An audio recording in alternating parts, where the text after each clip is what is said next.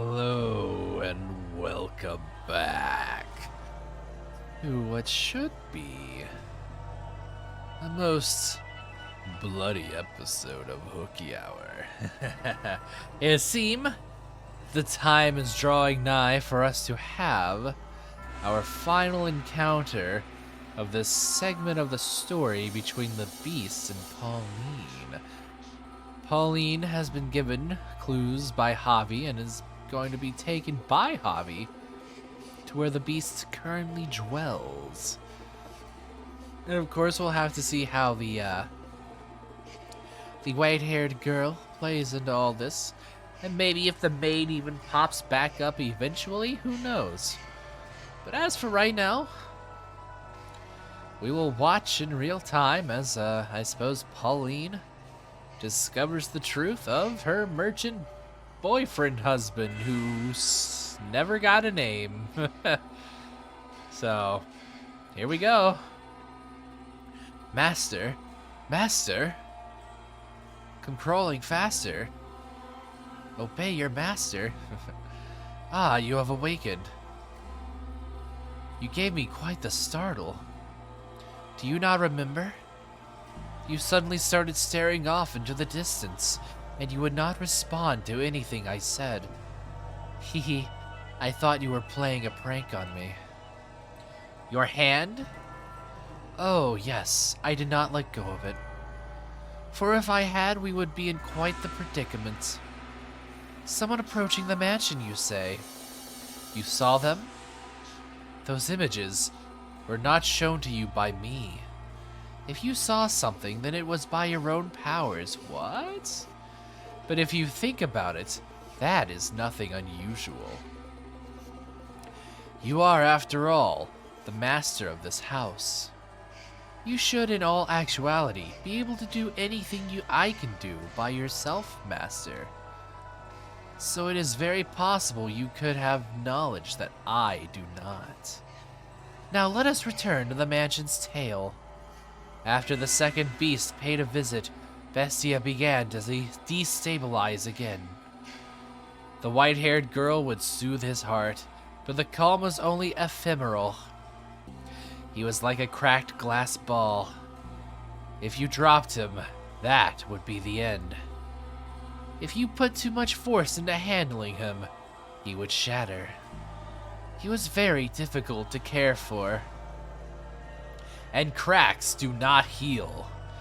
The damage still remains, even if the two sides appear to be held together firmly in place. Furthermore, they slowly, gradually, and without intervention spread. The beast appeared to be afraid of someone's voice. He would on occasion stare into empty space and shout, cover his ears and groan. One day he shattered all the windows in the mansion, crushed the silverware I had just polished to a shine, and destroyed all the mirrors. I assume he did not want to see his beastly self. More! There's more! There's still more that reflects my image. Windows, mirrors, faces, dishes! They all show my reflection. What are you doing? I have no need for anything that reflects me. You can understand that, can't you? Why? You're going to cut your hands like that. Tracing the wall with her fingers, the white-haired girl approached Bestia.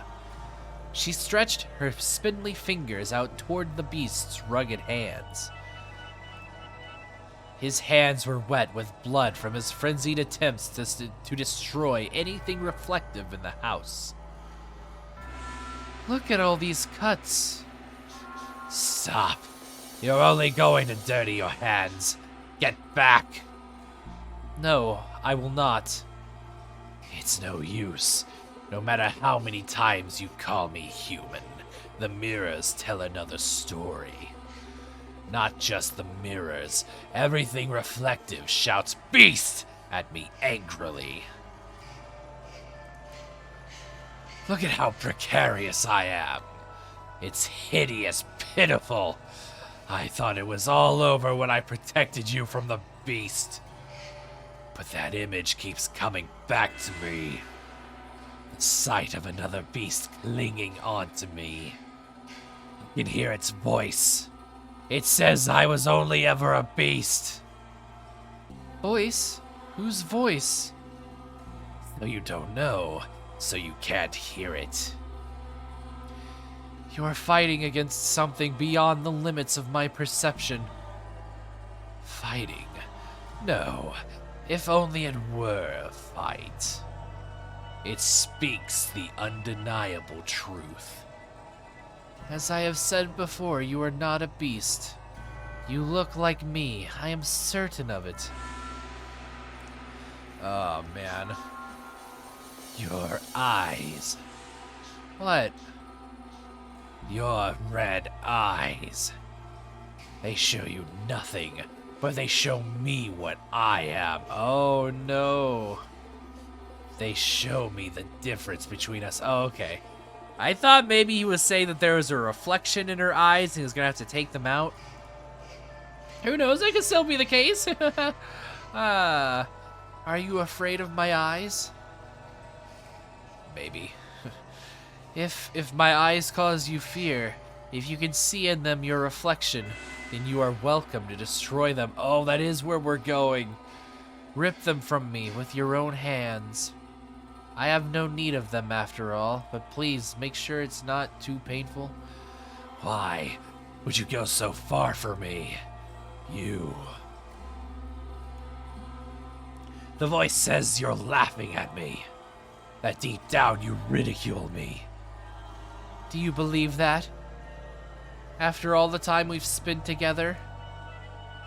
I don't know. I'm starting to lose confidence. I believe in you. I think I believe you. I think I believe you, but I find myself wavering. I'm losing sight of myself, and of you, of everything. In all my memories, I am a beast. Voice says I was always this way, which I suppose means I am a beast. I can't be anything but. Do not trust the voice. Trust me instead. I do not want to make another mistake. To do something like run away because I am so weak-willed. I do not understand this woman. She's so pure-hearted, so beautiful, like hope personified. I want to understand, to believe her.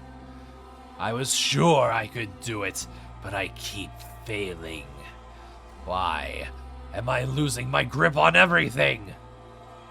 Are words not enough to convince you? What? Are words not enough to convince you that you are not a beast? Then see for yourself, feel for yourself, that there is but one difference between us. What? What are you doing? I assume our skin and our hair and our eyes are different colors, but those do not count as a difference. The only thing that differs between us is our sex. Hold on, what is happening? In his utter shock, Bestia was frozen in place, and he was right to be surprised. The sound of rustling fabric shook the air in the forlorn mansion. Alright, DG, you better be at the ready for this, pal. She had placed her hand on the sleeve of her garments and began to disrobe. Before long, gaze upon me. She was standing there completely undressed. Her body was incomparably beautiful. Slender, not an ounce of excess fat on her. The sight of her was impressive, almost divine. Even I let out a gasp when I saw her. See for yourself. This was the first time Bestia had seen the white-haired girl unclothed. Though they slept in the same bed, as I said before, they did not have a physical relationship. She grasped his unmoving hand and guided it toward her. She moved his hand across her flesh, along the curve of her shoulder, down her arm, and pressed it against her chest firmly enough for him to feel her beating heart. Okay. Do you think this caused a stirring within him? Hehehe. Is there... jeez. Alright. Especially one so beautiful as her. However, he was not aroused. Why do you think that was? Because a beast cannot lust after a human? I believe you know the answer. Are you crying? Could you smile for me? What? See, now, getting naked in front of you, that's perfectly okay, but smiling, just a little too much, okay? Please respect my privacy. I want to see your smile. Like this? I'm not sure I'm doing a good job. No, you're doing fine. Your smile is so pretty. It calms me, warms my heart. I think I know someone, somewhere, who has that same smile. Oh?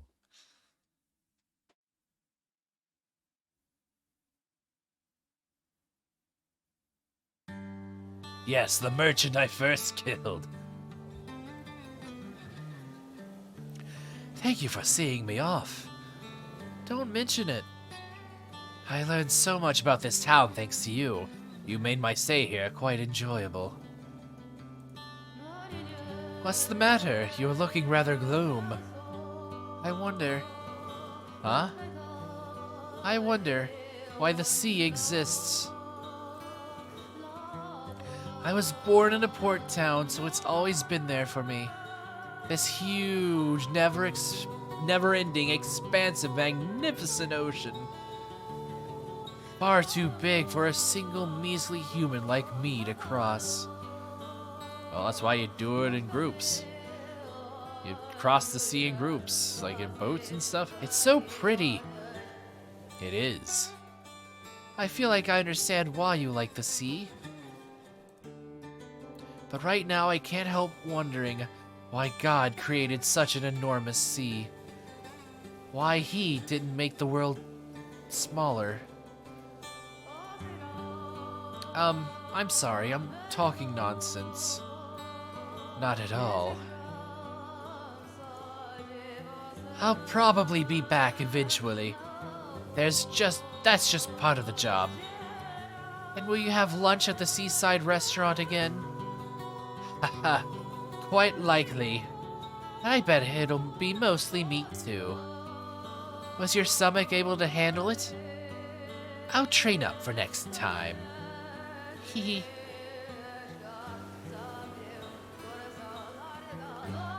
Alright, I don't know why that scene pretended to transition. Your ship, it's going to embark soon. Yeah. Will people get mad you're not helping them prepare? Most likely. Then you should hurry off. Yeah. Well, away with you.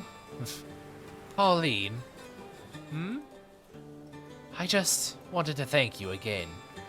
I appreciate you taking so much time to show me around. Is that all? No. I don't know why, but I was considering leaving without telling you this. I'd like you to tell me. I'd feel better if you turned me down. What? My homeland is only getting more isolated. Unlike your country, mine is not eager to associate with the rest of the world. I probably don't even have their patronage anymore. What I'm saying is that I have absolutely no stability. I can't even say for sure whether I'll be back. So, you're right, there's nothing but obstacles. I'm sure my mom would be opposed as well. But I've fallen for you. Despite being a foreigner. Her words, not mine, by the way. The way you look staring out at the sea, the shape of your lips when you smile at me, the kindness in your voice, The more time I spend with you, the deeper I fall in love with you. The whole world could separate us, and these feelings would not change. Well, damn, you beat me to it. Hee. If I had waited, I don't think you would have ever gotten to it. I'll say it myself, too. I love you, Pauline. I fell for you the moment I first saw you. I promise we will meet again, probably in hell. I promise I'll be waiting in hell. Thank you. It's visible in both of our eyes. This love strong enough to wash away all our tribulations. It's all right there, plain as day in each of our eyes. Mine and his. Mine and his. Alright. We'll get to the meat of this next time on Hooky Hour. So until then, see ya.